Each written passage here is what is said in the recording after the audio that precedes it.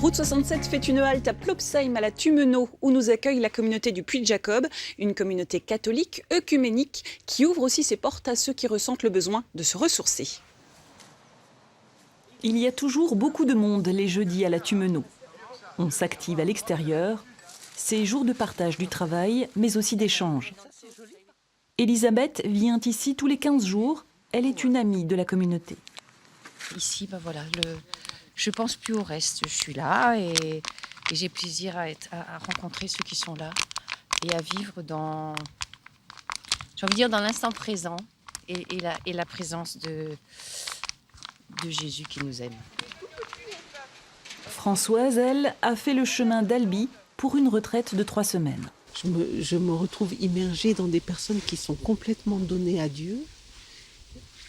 Et ça me met moi-même en travail. Ça me fait chercher à l'intérieur de moi, quoi. Plutôt que de me distraire de mon mal-être, je vais aller dedans.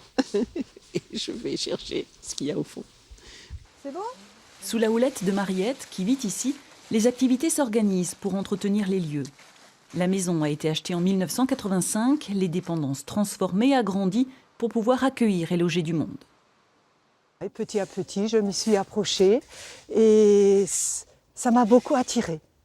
Voilà, ça m'a attirée. Et puis, au fil des années, voilà, j'ai fait mon chemin et je me suis engagée à vie en 2005. Merci. Ils sont 30 engagés aujourd'hui au Puy de Jacob, célibataires ou mariés. La moitié vit ici à Plopsheim, l'autre à Sokodé au Togo, où elle a développé un hôpital. Un engagement à vie, fruit d'un long cheminement personnel et spirituel. L'engagement dans une communauté, c'est pas juste une décision. La décision, c'est pas la première étape du processus. La première étape, c'est d'entendre un appel. Et qu'est-ce que c'est entendre un appel ?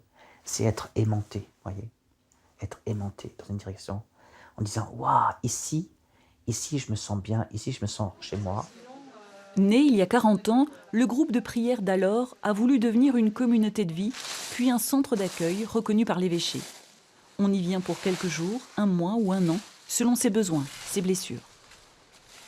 Je suis prêtre missionnaire, donc à Madagascar.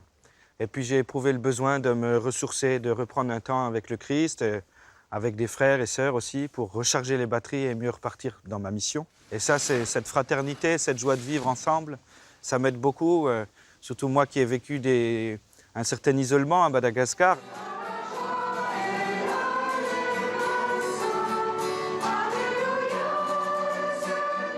Nous ne sommes pas tout de suite en train d'apporter quelque chose.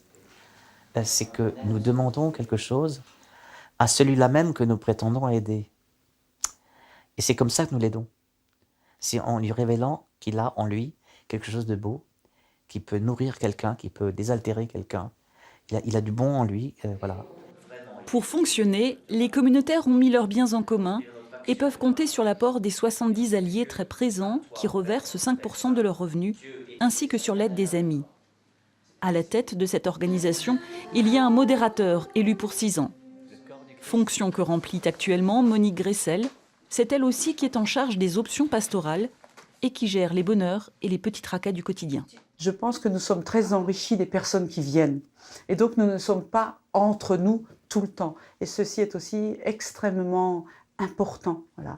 Puis il y a aussi pour l'un ou l'autre qui ont encore leur activité professionnelle à l'extérieur, un autre regard, une autre présence, rapport au monde qui enrichit.